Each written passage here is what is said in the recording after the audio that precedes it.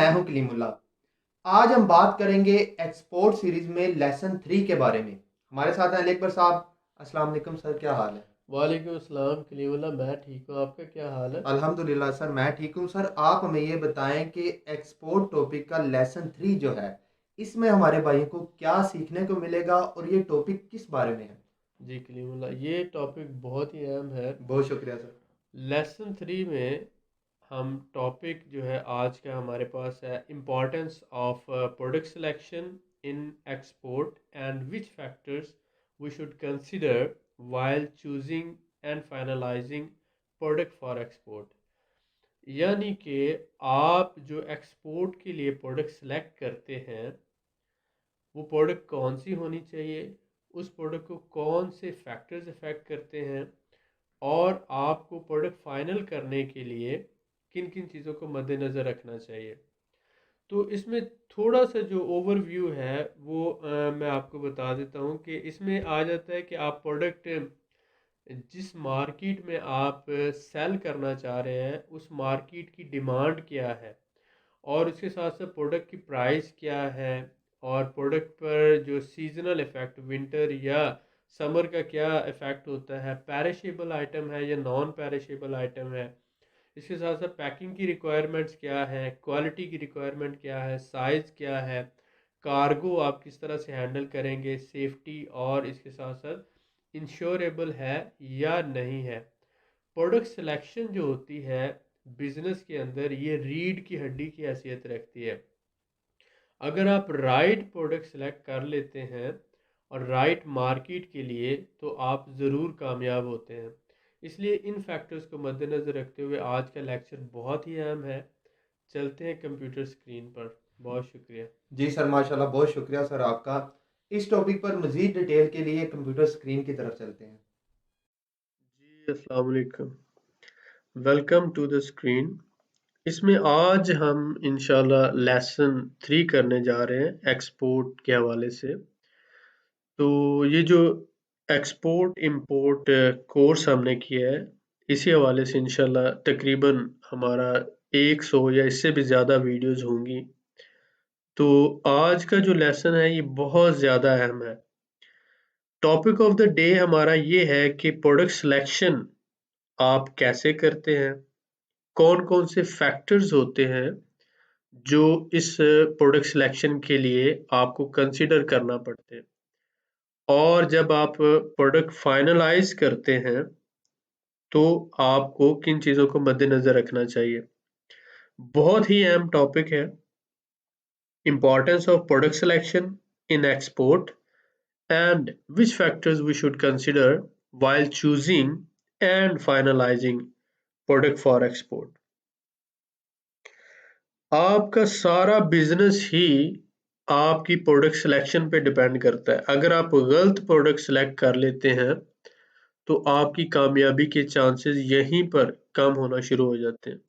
लेकिन अगर आपने अच्छी प्रोडक्ट सिलेक्ट की होती है तो आप कामयाब होना शुरू हो जाते हैं। डेफिनेटली आपको मेहनत करनी चाहिए, मार्केट रिसर्च करनी चाहिए, और उसके बाद आप जो है प्रोडक्ट को फाइनलाइज करें। जब हम देखते हैं कि प्रोडक्ट सिलेक्शन में किन किन चीज़ों को मद्देनज़र रखा जाए, तो इसमें आपने देखा कि exporter should think about certain factors and take into consideration। Number one, सबसे पहले आप देख रहे हैं कि product demand in target market. आप एक्सपोर्ट करना चाहते हैं यूके में, आप एक्सपोर्ट करना चाहते हैं जर्मनी में, आप एक्सपोर्ट करना चाहते हैं इटली में, आप करना चाहते हैं स्पेन में, टर्की में, रशिया में, या अज़रबैजान या इंडोनेशिया या ऑस्ट्रेलिया। आप जिस भी कंट्री में एक्सपोर्ट करना चाहते हैं, आप सबसे पहले ये देखते हैं कि उस स्पेसिफिक कंट्री में आपकी प्रोडक्ट की डिमांड क्या है, उसकी मार्केट में क्या डिमांड है, कितना वॉल्यूम वहाँ पर कंज्यूम होता है, और एनुअली कितनी ये प्रोडक्ट इंपोर्ट होती है, और वहाँ के लोगों की ये फूड हैबिट है या ड्रेसिंग हैबिट है या उनका कल्चर का हिस्सा है या उनकी एक ज़रूरत है या उनके लिए एक लग्ज़री है। ये सारी चीज़ें आपने कंसिडर करना है कि डिमांड है, लेकिन नेचर ऑफ डिमांड क्या है, वॉल्यूम ऑफ डिमांड क्या है, ये सब आप कंसिडर करेंगे।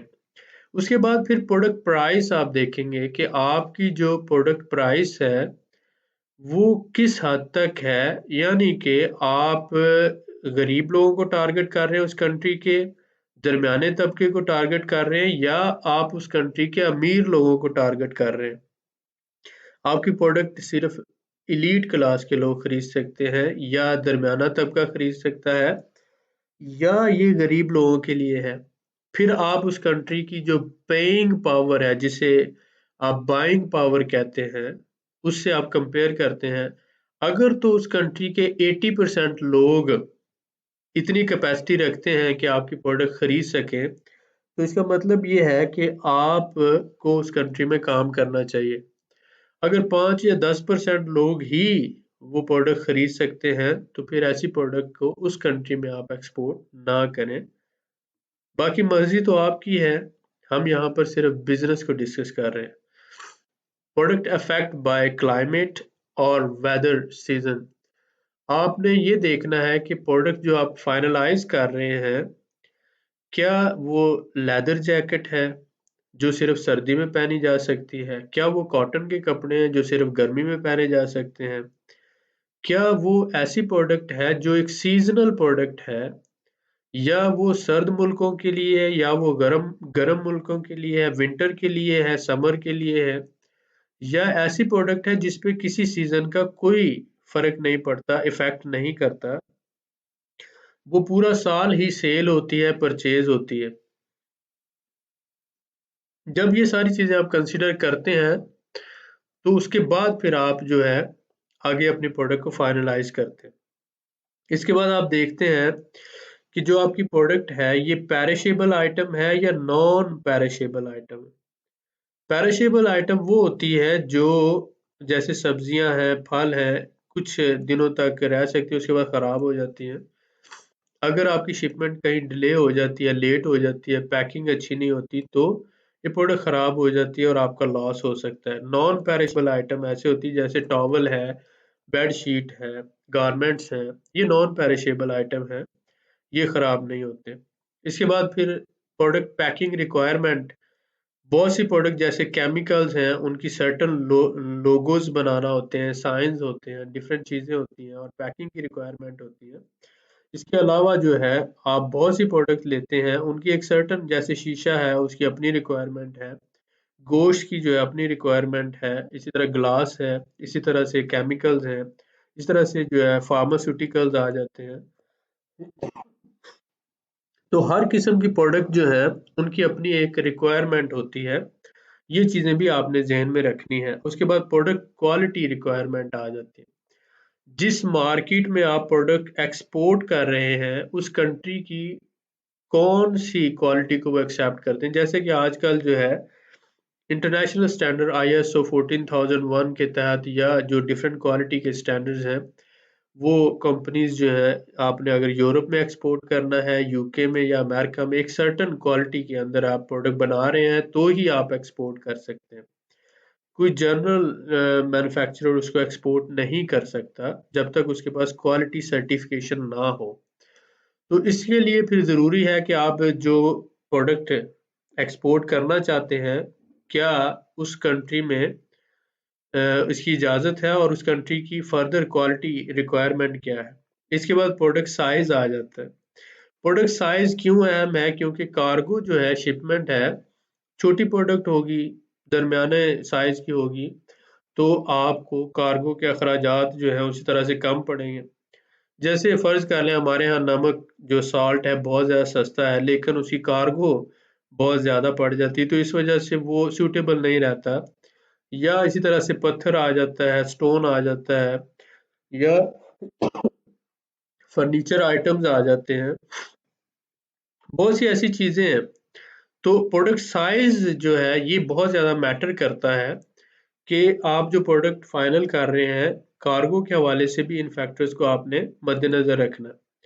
इसके बाद फिर आप देखते हैं कि ये प्रोडक्ट की कार्गो जो है, वो मैं इसको बाय रोड कर सकता हूँ, बाय सी कर सकता हूँ, या बाय एयर कर सकता हूँ, क्योंकि बहुत सी जो फ्रूट्स वेजिटेबल्स हैं वो तो आप बाय एयर करेंगे ही, तो ही वो आप उसको मैनेज कर सकते हैं। इसी तरह से बहुत से कंट्रीज ऐसे हैं जिनके साथ आप बाय रोड ट्रेड कर सकते हैं, बहुत से ऐसे हैं जिनके साथ सिर्फ बाय सी ही ट्रेड हो सकती है। तो इस तरह से ये जो कार्गो की कंसिडरेशन है इसको भी ज़हन में रखना पड़ता है। उसके बाद प्रोडक्ट हैंडलिंग आ जाती है कि आपने जब प्रोडक्ट को खरीदा, उसको फिर अपने यहाँ स्टोर किया, उसकी क्वालिटी को मैनेज किया।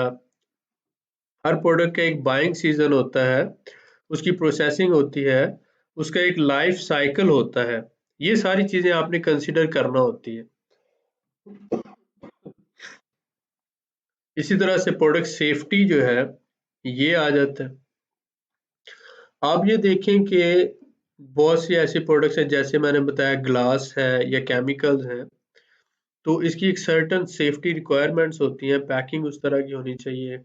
और प्रोडक्ट की सेफ्टी के हवाले से जो है आप ये देखते हैं कि पैकिंग के साथ साथ फिर जी, तो हम बात कर रहे थे प्रोडक्ट सेफ्टी के हवाले से। प्रोडक्ट सेफ्टी में जब हम जाते हैं तो इसमें बहुत सी चीज़ें जो है वो आ जाती हैं, जैसा कि अब आप देखें कि हमने बात की कि प्रोडक्ट की डिमांड क्या है मार्केट के अंदर, प्राइस क्या है। उसके बाद है प्रोडक्ट को जो सीज़नल इफ़ेक्ट है, यानी विंटर या फिर समर का क्या सीज़न होगा, उसका क्या इफ़ेक्ट होगा, पेरिशेबल आइटम है या नॉन पेरिशेबल आइटम है। इसके साथ पैकिंग की रिक्वायरमेंट्स आ जाती हैं उसकी, कि लेबलिंग चाहिए उसके लिए या नहीं चाहिए। और प्रोडक्ट साइज़ क्या है, क्वालिटी की रिक्वायरमेंट है, कार्गो बाय सी होगी, बाय एयर होगी या बाय लैंड होगी। इसी तरह से प्रोडक्ट की हैंडलिंग है कि आपने बाइंग किस सीज़न में करनी है और उसकी जो है वो स्टोरेज कैसे करनी है, प्रोडक्ट का लाइफ साइकिल क्या है। इसी तरह से जो है डिफरेंट सेफ्टी रिक्वायरमेंट्स जो हैं प्रोडक्ट के हवाले से वो क्या है, या फिर प्रोडक्ट इंश्योरेबल है या नहीं है। ये सारी चीज़ें जब हम कंसिडर करते हैं, तो इसके साथ-साथ फिर हमें देखना होता है कि ये जो प्रोडक्ट है, ये कंपोनेंट है किसी सिस्टम का, यानी स्पेयर पार्ट्स है। सपोज़ करें मोटरसाइकिलों के पार्ट्स हम बना रहे हैं या गाड़ियों के पार्ट्स बना रहे हैं, तो वो एक मैन्युफैक्चरिंग प्रोसेस जो होता है, मैन्युफैक्चरिंग प्रोसेस उसका एक हिस्सा होता है। इसी तरह से हमें ये देखना है कि ये प्रोडक्ट एक रॉ मटेरियल है या कमोडिटी है या फिनिश प्रोडक्ट है, क्योंकि जो कमोडिटी या फिनिश प्रोडक्ट होती है उसको हम डायरेक्ट कस्टमर या क्लाइंट को सेल कर सकते हैं, लेकिन रॉ मटेरियल मोस्टली जो होता है वो मैन्युफैक्चरर या कंपनीज या इंडस्ट्रीज हमसे लेती हैं या बिजनेसमैन, बड़े बड़े बिजनेसमैन लेते हैं। तो इसलिए जो उसमें एक्सप्लॉइट होने के चांसेस ज़्यादा होते हैं, यानी नुकसान के चांसेस ज़्यादा होते हैं। तो इसलिए ज़्यादातर आपको ऐसी प्रोडक्ट लेनी चाहिए जो तो कमोडिटी हो, मसलन चावल है, इसी तरह से स्पाइसेस आ जाती हैं, मैंगोज़ हैं, ये डिफरेंट चीज़ें हैं, जो आप डायरेक्ट कस्टमर को सेल कर सकते हैं। जीन्स की पैंटें हैं, टॉवल है, बेड शीट्स हैं, फिनिश प्रोडक्ट्स आ जाते हैं। इसके साथ-साथ आप ये देखते हैं कि ये प्रोडक्ट्स जो है वो सिंगल मैं सेल कर सकता हूँ या फिर किसी सिस्टम के साथ, यानी एक पैक के साथ मुझे सेल करना पड़ेगा। इसके अलावा जो है ये प्रोडक्ट की साइज़, वेट और कलर की मॉडिफ़िकेशन मैं कर सकता हूँ। यानी कि बहुत से जो कंट्रीज़ हैं जैसे यूरोप है और यूके, अमेरिका और अफ्रीका, हर जगह के अपने साइज़, वेट और कलर की रिक्वायरमेंट है। जैसे यूरोपियन साइज़ेज़ डिफरेंट हैं अमेरिकन साइज़ेज़ से, और जो कलर अफ्रीका के अंदर पसंद किए जाते हैं वो यूरोप में नहीं किए जाते। इसी तरह से जो यूरोप में किए जाते हैं वो अमेरिका में नहीं किए जाते। तो बहुत सी जो क्वालिटी के फैक्टर्स आ जाते हैं, बाइंग पावर से रिलेटेड आ जाते हैं, कलर, वेट और साइज़ के फैक्टर्स होते हैं। अगर आप इनको मॉडिफ़ाई कर सकते हैं, वैल्यू एडिशन कर सकते हैं, तो ही आपको ये प्रोडक्ट फाइनलाइज़ करनी चाहिए, क्योंकि जो कस्टमर है वो आपसे डिफरेंट डिमांड करेगा। इसके साथ बहुत सी ऐसी चीज़ें जिनके लिए स्पेशल लाइसेंसेस हैं, परमिट्स हैं, अप्रूवल्स चाहिए होते हैं। जैसा कि आप देखें कंट्रोल सब्सटेंसेस हैं, नेचुरल गैस है, इलेक्ट्रिक पावर है, हैज़ार्डस सब्सटेंसेस हैं, बायोलॉजिकल प्रोडक्ट्स हैं। इसके अलावा जो है ये कंज्यूमर प्रोडक्ट्स हैं जिनके लिए सर्टेन सेफ्टी स्टैंडर्ड्स रिक्वायर्ड होते हैं। मिसब्रांडेड फूड आइटम्स आ जाते हैं, ड्रग्स हैं, मेडिकल डिवाइसेस हैं, कॉस्मेटिक्स हैं, और इंडेंजर्ड स्पीसीज आ जाते हैं। ओजोन डिप्लीटिंग, ऐसे कि जो ओजोन को नुकसान पहुंचा रहे हैं। फ्लेमेबल फैब्रिक्स हैं, केमिकल्स हैं, और टोबैको सीड्स और प्लांट्स आ जाते हैं। वाइल्ड लाइफ है, क्रूड ऑयल है, या सर्टन पेट्रोलियम बेस्ड प्रोडक्ट्स हैं, फार्मास्यूटिकल्स हैं, और इसी तरह से डिफरेंट प्रोडक्ट्स जो जिनके लिए सर्टन आपको परमिट्स चाहिए होते हैं या लाइसेंस चाहिए होते हैं। इनके बगैर या अप्रूवल के बगैर आप इन प्रोडक्ट का बिजनेस या एक्सपोर्ट नहीं कर सकते। अब आप जैसे कि देख रहे हैं हमने एक छोटी सी पिक्चर में पाकिस्तान की जो मेन एक्सपोर्ट्स हैं वो एक्सप्लेन करने की कोशिश की है। जैसे कि शूज़ हैं, लेदर मेड शूज़ पाकिस्तान से एक्सपोर्ट होते हैं। टॉवल है, पाकिस्तान से एक्सपोर्ट होता है। मैंगो है, लेदर की दूसरी प्रोडक्ट्स हैं, बेल्ट्स आ जाती हैं। इसी तरह से जो है पर्स आ जाता है, कैप्स हैं। सर्जिकल इंस्ट्रूमेंट्स हैं, पाकिस्तान से एक्सपोर्ट होते हैं पूरी दुनिया को, और पाकिस्तान का एक बहुत बड़ा मकाम है इस सिलसिले में। हत्ता कि जर्मनी जो है पाकिस्तान से चीज़ें बनवा कर सर्जिकल वो अपने ब्रांड से आगे सेल करते हैं। जापान, अमेरिका, कोरिया, हर जगह पाकिस्तान के सर्जिकल इंस्ट्रूमेंट जाते हैं। Fruits and vegetable perishable items हैं, पाकिस्तान से एक्सपोर्ट होती हैं दुबई में, यूके में। इसी तरह से आपने देखा खजूरें और खजूरों का पेस्ट पाकिस्तान से एक्सपोर्ट होता है। लीमो होता है, हल्दी होती है, और इसी तरह प्याज और दूसरी चीज़ें। मैंगोज़ हैं, राइस है, बासमती राइस होता है। इसी तरह से आपने देखा कि पाकिस्तान से जो नॉन बासमती राइस है वो भी, और बासमती राइस भी होता है कायनात सेला। ये भी 11-21 जो है ये बहुत ज़्यादा मिकदार में रशिया, टर्की और दुनिया के बहुत से ममालिक में एक्सपोर्ट होता है। सऊदी अरब, कतर, बहरीन, यूके, हर जगह पे। इसी तरह आप देख रहे हैं किन्नू पाकिस्तान से बहुत ज़्यादा एक्सपोर्ट होता है, और इसी तरह से जीन्स के जो गारमेंट्स हैं वो पाकिस्तान से एक्सपोर्ट होते हैं। पैंट्स हैं, अपर्स हैं जीन्स के ये, और साथ ही साथ रेड चिली है, स्पोर्ट्स आइटम्स हैं, स्पाइसेस हैं, ये सारी पाकिस्तान से एक्सपोर्ट होती है। इनमें से बहुत सी ऐसी आइटम्स हैं जैसे कि टॉवल है, स्पोर्ट्स गुड्स हैं, ये रेड चिली है, हल्दी है, सर्जिकल इंस्ट्रूमेंट्स हैं। ये सारे ऐसे हैं जिन पर सीजनल इफेक्ट नहीं होता, आप पूरा साल इनको सेल कर सकते हैं। लेकिन गारमेंट्स हैं ये विंटर के डिफरेंट होते हैं और समर के डिफरेंट होते हैं। इस तरह फ्रूट्स एंड वेजिटेबल्स हैं, पेरिशेबल आइटम्स हैं, ये खराब हो सकती हैं। मैंगो एक ख़ास सीज़न में होता है, किनो एक ख़ास सीज़न में होता है। इसी तरह से जो आप देख रहे हैं लेदर प्रोडक्ट्स हैं, ये भी ऑल अराउंड द ईयर आप सेल कर सकते हैं। तो प्रोडक्ट सिलेक्शन जो होती है आपके एक्सपोर्ट के अंदर बहुत ज़्यादा रोल प्ले करती है। जैसा कि हमने कहा कि अगर आपकी प्रोडक्ट सिलेक्शन अच्छी होगी, तो आप कामयाब होंगे, और इसका बहुत ज़्यादा रोल होता है आपकी कामयाबी के अंदर, ठीक है? तो इन चीज़ों को मद्देनज़र रखते हुए अगर आप अपनी प्रोडक्ट फाइनल करते हैं, आप देखें आपके इलाके में कौन-सी चीज़ें पैदा होती हैं, आपके दोस्त किन चीज़ों का कारोबार कर रहे हैं, आपके रिश्तेदार किन चीज़ों का काम कर रहे हैं, क्योंकि जितनी अच्छी आपकी नेटवर्किंग होगी, जितना अच्छा आपको सपोर्ट मिल सकेगी, आप क्वालिटी को भी कंट्रोल कर सकते हैं, आप चीज़ों को खरीद कर उनको सेव कर सकते हैं, आपको अच्छे रेट पे मिल जाएँगी, और उसके साथ-साथ जो उसके सपोज़ करें जो साइज़ है, कलर है, और जो उसके डिफरेंट फैक्टर्स होते हैं, वो आप बेहतर मैनेज कर सकते हैं। तो अगर आप अच्छी क्वालिटी अच्छे रेट पे दे सकते हैं, तो आप ज़रूर कामयाब होंगे। अपना प्यार इसी तरह हमारे साथ कंटिन्यू रखें, और अगर आज का लेक्चर आपको पसंद आया है, तो इस लेक्चर को कम से कम 100 बंदे के साथ आपने शेयर करना है, और 4 से 5 कमेंट जो हैं वो लाज़मी लिखने हैं। हम कोशिश कर रहे हैं कि हम पाकिस्तानी कौम और अपने भाइयों की मदद कर सकें, आप लोगों को एजुकेट कर सकें। बहुत शुक्रिया। अपना ख़्याल रखिएगा, दुआ में याद रखिएगा। जी, उम्मीद है कि आपको ये लेक्चर आज का जो लेक्चर है पसंद आया होगा। हमारी ये कोशिश है कि जो हमने सीखा है इस बिज़नेस से, इंपोर्ट एक्सपोर्ट से, वो आप लोगों के साथ शेयर किया जाए, और इसी के लिए हमने ये कोर्स डिज़ाइन किया है, और इसमें ये आज एक पहला टॉपिक हमने आपके साथ डिस्कस किया है।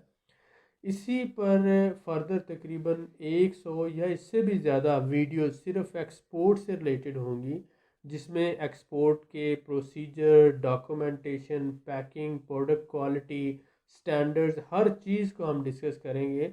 ये एक ऐसा कोर्स होगा जो A to Z हर चीज़ को इंशाल्लाह कवर करेगा। और मैं ये तो नहीं कह सकता कि दुनिया का बेहतरीन कोर्स होगा, लेकिन ये ज़रूर कह सकता हूँ कि बेहतरीन कोर्सेज़ में इंशाल्लाह इसका शुमार होगा। और ये फ्री ऑफ कॉस्ट आप सब लोगों के लिए होगा जो ये सीखना चाहते हैं और ज़िंदगी में आगे बढ़ना चाहते हैं। तो मैंने अपनी तरफ से एक कोशिश की है, लेकिन मुझे आप लोगों का साथ चाहिए। आप लोग हर बंदा कम से कम 100 डिफरेंट लोगों के साथ इसको शेयर करें, लाइक करें और कमेंट भी लिखें। और इंशाल्लाह इसको सीरियसली आगे आप हर कोर्स को जो है स्टडी करें, मेहनत करें। आपका जो है आपके एंड पे इसको समझना है और इस पे मेहनत करना है। मेरे एंड पे मैं इसको एक्सप्लेन करने की जितनी बेहतर मुमकिन होगी वो करूँगा कोशिश। बहुत शुक्रिया। जी सर, माशाल्लाह, बहुत शुक्रिया सर आपका। आप लोगों से मैं यही कहूँगा कि आप लोगों से हमें ये फ़ेवर चाहिए कि आप इस वीडियो को 100 अपने जो रिलेटिव हैं, जो आपके पास कॉन्टैक्ट्स हैं, उनके ऊपर शेयर करें। 5 कम से कम कमेंट्स करें। जब आप वीडियो को शेयर करेंगे तो इससे वो लोग जो बिज़नेस सीखना चाहते हैं एक्सपोर्ट का, उनको इन्फॉर्मेशन मिलेगी और ये आपकी उनके साथ नेकी होगी। मज़ीद मालूमात के लिए हमारे चैनल को सब्सक्राइब करें, वीडियो को लाइक करें और शेयर करें। अल्लाह हाफ़िज़।